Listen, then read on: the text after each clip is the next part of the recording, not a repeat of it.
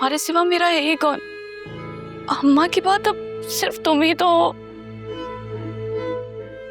अच्छा, उस दिन तो मुझे बड़ा बुरा भला कह रही थी, बातें सुना रही थी कि सुल्तान का दिया हुआ काम नहीं किया मैंने। आज ये कह रही?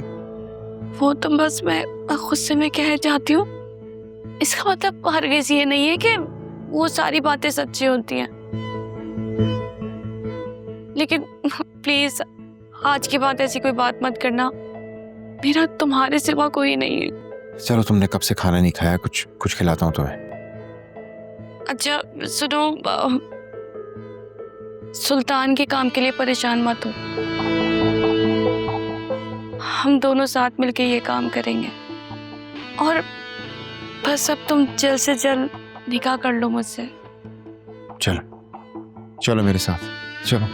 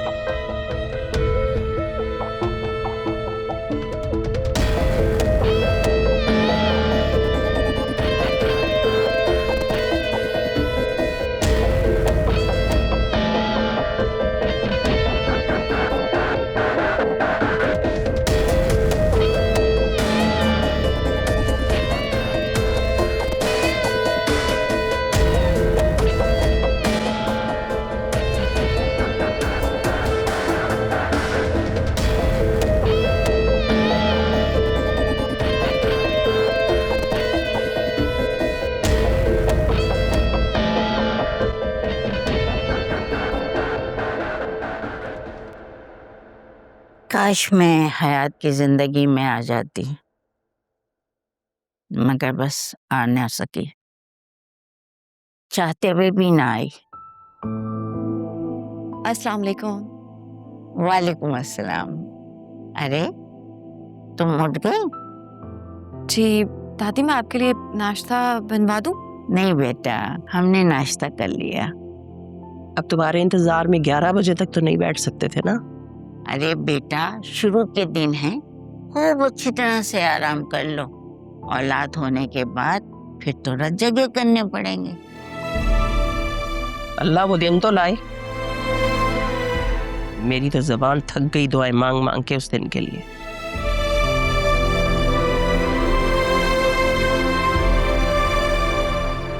पता नहीं वो खुशी कब नसीब होगी हमें। हाँ, दुआएं कबूल होती हैं अगर दिल से मांगी जाए तो, और आसमान तक पहुंच जाती हैं वो दुआ। अब के बाद जब दुआ मांगो तो दिल से मांगना, तुम देखो कैसे नहीं कबूल होती। तो आपको क्या लगता है मैं दिल से दुआएं नहीं करती?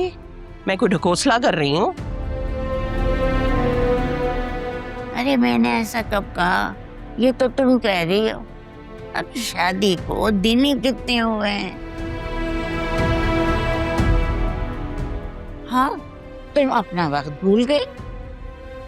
वहां से शादी के पूरे 3 साल बाद हुआ था।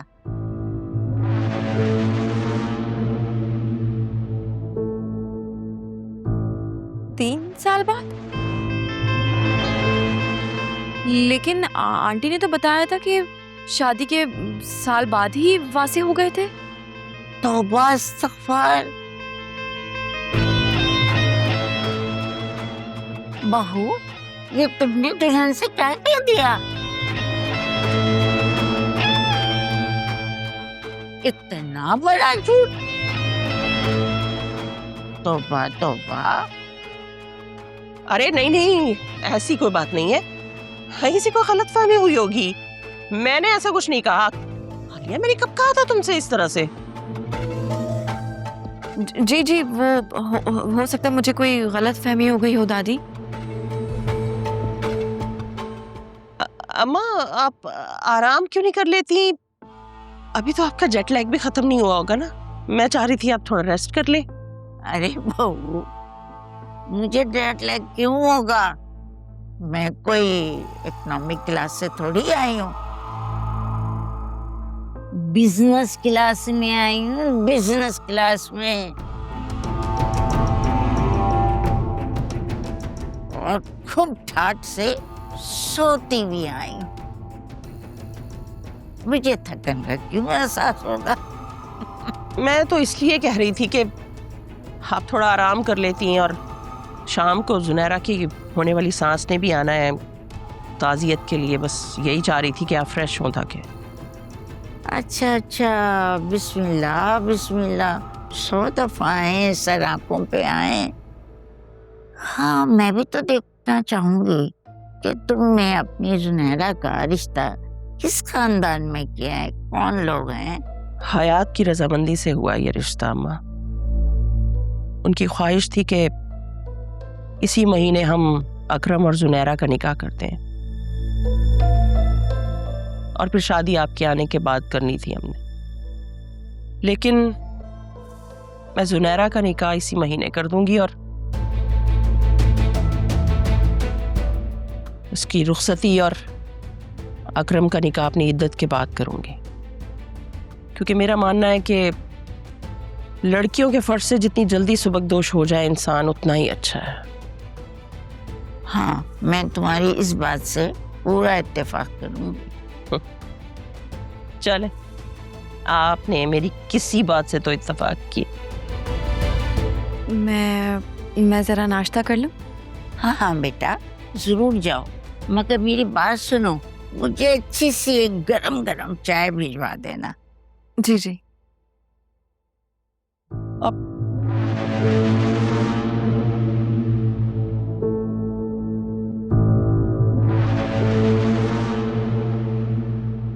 तुमने अच्छा किया कि तुमने ऑफिस ज्वाइन कर लिया।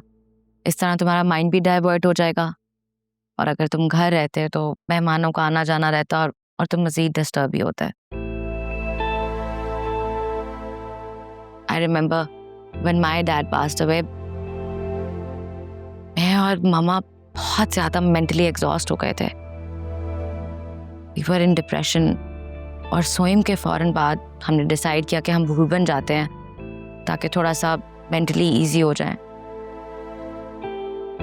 आई नो किसी भी फैमिली के लिए ये बहुत टफ टाइम होता है।